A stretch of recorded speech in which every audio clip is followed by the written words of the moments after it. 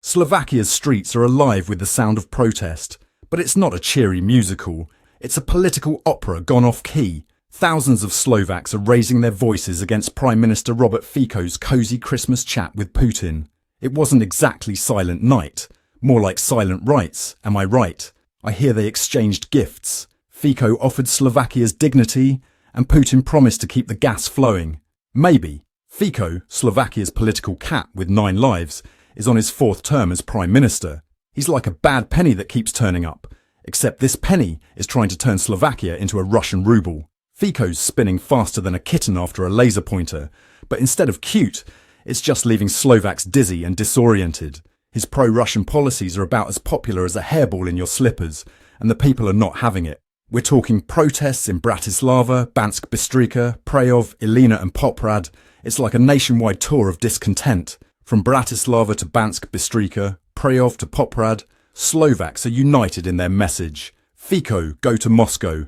It's like a nationwide game of pin the tail on the donkey, except the donkey is their prime minister and they're trying to pin him to the Kremlin. Just a year ago, Slovakia was sending fighter jets to Ukraine faster than you could say MiG. Meow, under Fico, they're sending mixed signals faster than a confused semaphore operator. This geopolitical whiplash is enough to give even the most seasoned diplomat a serious case of motion sickness. Meow, let's talk numbers, because Fico's economic genius is truly something to behold. His brilliant plan could cost Slovakia a cool €500 million annually in lost transit fees. That's right, 500 million. I haven't seen someone fumble money this badly since I tried to use a vending machine with my paws. It's like setting fire to a pile of money the size of Bratislava Castle. Talk about a warm welcome for Putin. But wait, there's more. Fico's threatening to cut aid to over 130,000 Ukrainian refugees, because nothing says I'm a stable leader like punishing people fleeing a war zone, right? It's like he's playing a game of how to lose friends and alienate allies, and he's going for the high score. What's next, Fico? A national Be Mean to Puppies Day. The protesters are getting creative with their signs too. My personal favourite, Fico to Moscow, will pay for the ticket. Meow, that's what I call putting your money where your mouth is. Although, let's be honest, they might want to save that cash for when the energy bills start rolling in. Protest organiser Lucia Tassilov called Fico's Moscow trip unacceptable. That's putting it mildly. It's like calling a nuclear meltdown a slight overheating issue. Speaking of energy, let's talk about Slovakia's dependence on Russian gas. It's like they're addicted to the stuff, and Fico's their enabler. Slovakia's hooked on Russian gas like a cat to catnip. Fico's acting like the enabler-in-chief, claiming it's for economic stability, because nothing says stable economy like tying yourself to a country that's currently persona non grata on the world stage, right? He's cozying up to Putin faster than a cat to a warm laptop, all while claiming it's for Slovakia's economic stability. While Fico cozies up to Putin, the EU is watching with all the calm of a cat in a room full of rocking chairs. They're probably wondering if they need to child-proof the union to Fico-proof it. If Fico keeps this up, Slovakia might find itself as welcome in the EU as a dog at a cat show. But hey, at least they'll have plenty of Russian gas to keep warm in their political isolation. Slovakia's been doing the geopolitical cha-cha since the fall of communism. 2 steps towards the EU, 1 step back towards Russia. Under Fico, it's more like a full-on sprint back to the USSR. It's like watching a political version of The Cat in the Hat. Every time Fico shows up, the mess just gets bigger. But don't worry, folks. Fico's got a plan. It's called Fico's Foreign Policy Bingo, and it's a real doozy. First square, meet with Putin during a war. Check. Second square, threaten to cut aid to refugees. Check. Third square, alienate your European allies. Check. Who knows what he'll do next? At this rate, I wouldn't be surprised if Fico's next brilliant move is to suggest Slovakia leaves the EU to join a new union with Russia and Belarus. I hear Minsk is lovely this time of year. Meow, I know what you're thinking. Ron, how can we possibly keep up with all this political drama? Well, my friends, that's where you come in. If you're as confused by Fico's logic as a cat by a cucumber, hit that like button and leave a comment with your best political pickup line. I'll start. Hey baby, are you Slovakia's foreign policy?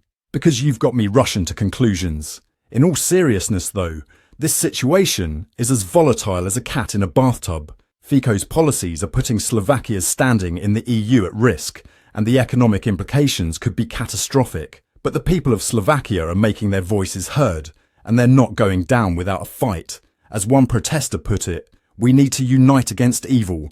Strong words, but when your Prime Minister is cozying up to Putin while threatening to cut aid to refugees, what else would you call it? Last year, Slovaks were protesting refugee policies. This year they're protesting, well, everything Fico touches. It's like watching a political version of The Cat in the Hat. Every time Fico shows up, the mess just gets bigger. The opposition is growing louder by the day, with voices from across the political spectrum joining the chorus of dissent. The international community is watching Slovakia's political tango with Russia with a mixture of concern and bewilderment. It's like seeing your friend get back together with their toxic ex for the fourth time. You want to be supportive, but you're also wondering if it's time for an intervention. The EU might need to consider hosting a Slovakia's Got Talent show, where the grand prize is a crash course in geopolitical common sense. Fico's defenders, yes, apparently there are some, argue that he's just looking out for Slovakia's economic interests, because nothing says economic stability like alienating your largest trading partners and cozying up to a country under international sanctions, right? It's like trying to fix a leaky roof by setting fire to the house. Sure, you don't have to worry about the leak anymore, but you might have bigger problems to deal with. Meow. Let's not forget about the refugee situation. Fico's threat to cut aid to over 130,000 Ukrainian refugees isn't just a political move. It's a humanitarian crisis waiting to happen. It's like he's playing a game of human Jenga, seeing how many pieces he can pull out before the whole structure comes crashing down. Spoiler alert, in this game, nobody wins. The protests we're seeing aren't just about Fico's policies, they're about the soul of Slovakia.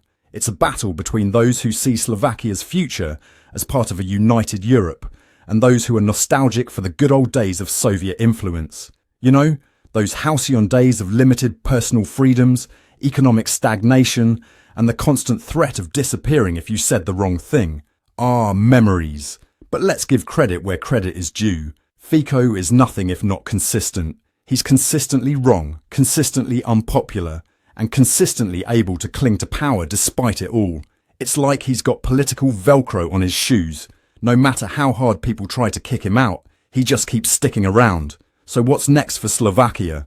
Will Fico continue his Moscow mambo, or will the pressure from the streets force him to change his tune? Will Slovakia remain a somewhat reluctant member of the EU, or will it become Putin's new vacation home? Only time will tell, but one thing's for sure, the people of Slovakia aren't going to sit quietly and watch it happen. They're making noise, and the whole world is starting to listen. In the meantime, we'll be here, bringing you all the latest developments in this political soap opera. Will Fico make a dramatic heel turn and suddenly embrace EU values? Will Putin send him a friendship bracelet made of gas pip